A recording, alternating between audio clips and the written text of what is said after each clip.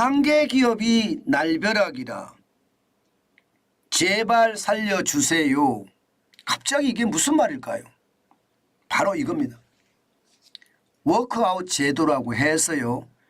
기업 채무 구조 개선 작업이라고 이야기를 하는데 이 기업 워크아웃 제도가 사라질 위기에 놓여 있습니다. 일반적으로 기업 개선 작업이라는 것은요. 법정 관리가 있죠. 기업 회생 절차를 밟는 거 말입니다. 그리고 파산하는 게 있습니다. 청산하는 거죠. 이럴 경우에는 채권단의 100%가 동의가 있으면 법정 관리, 기업 회생을 하든 파산, 청산을 하든 이게 100% 동의가 필요합니다. 그런데 워크아웃 제도는요. 아닙니다. 채권단의 75%가 동의가 있으면 워크아웃 작업에 들어갈 수 있습니다. 여러분도 알다시피 워크아웃 작업에 들어가게 되면 말입니다. 일단 말입니다. 여신 회수가 좀 미루어지고요. 여신 회수. 그러니까 돈 빌려준 사람, 기업에 돈 빌려준 사람이 되게 많을 거 아니에요. 일반 은행만 빌려준 것도 아닐 거고요. 뭐 이금융권도 빌려줬을 거고요. 사채도 갖다 썼을 거고요. 굉장히 많을 거예요. 그런데 기업 워크아웃 제도가 시작이 되면 75% 채권단이 동의하면 들어가니까 아무래도 말입니다. 이게 뭐라 그래 해야 되나요? 채권자에게 시달리는 게 그만큼 줄어들고요. 그러면서 구조조정을 할 수도 있습니다. 기업을 더 구조조정해서 시장을 기업의 어떤 생명을 연장시킬 수도 있고요. 더 중요한 것은요. 일반적으로 1금융권이나 2금융권 중에 투자 금액을 빌려준 금액을 출자로 전환할 수도 있습니다. 출자로. 출자로 전환하면 이것은 굉장히 좋죠. 그러면서 협조융자도 할 수 있습니다.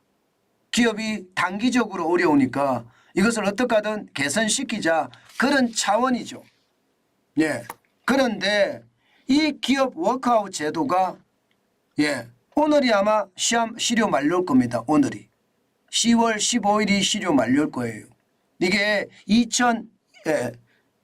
잘못됐네요. 2001년입니다. 2001년. 2021년이 아니고 2001년에 제정이 됐습니다. 2001년에 제정이 됐다는 것은 IMF 외환위기를 겪으면서 기업들이 워낙 많이 망하니까 법정관리나 파산으로 들어가면 기업의 회생 확률이 낮아지니까 이게 워크아웃 제도를 도입을 했던 거거든요.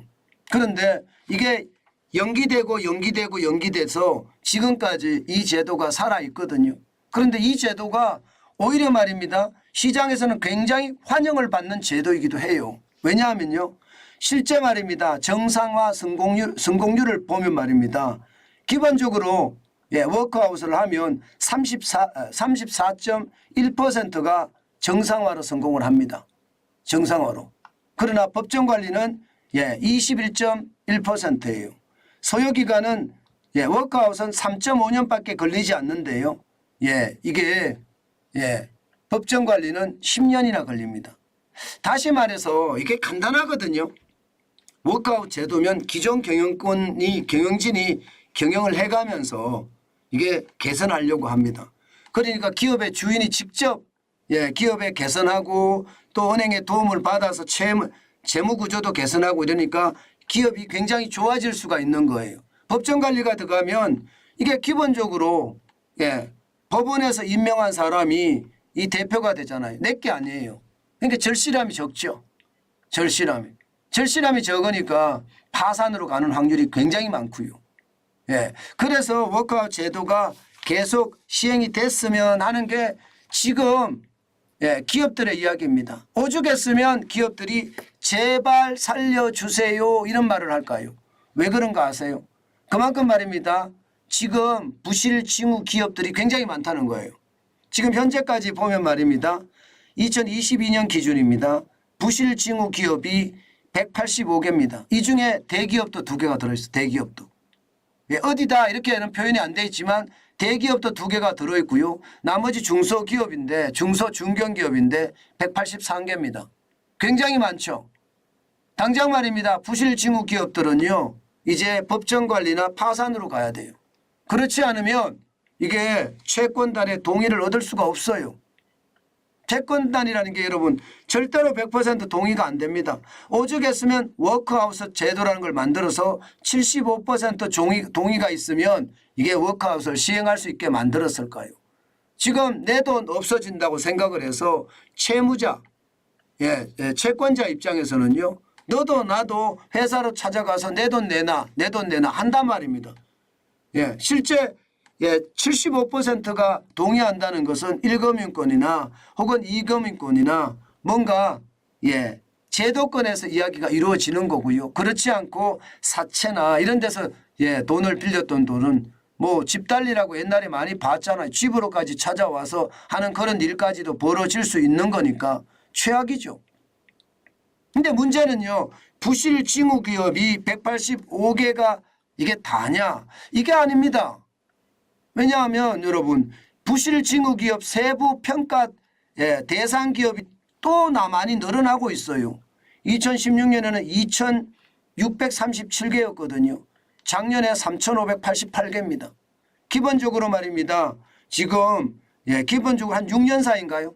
6년 사이에 30.06%가 늘었고요. 951개가 늘었습니다.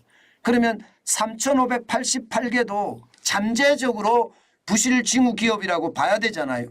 이게 세부평가 대상기업이니까 세부평가를 해봐야지 알지만 현재까지는 세부평가를 하고 있는 것이니까 정확히 부실징후기업이다 이렇게 이야기는 할 수 없지만 결국 말입니다.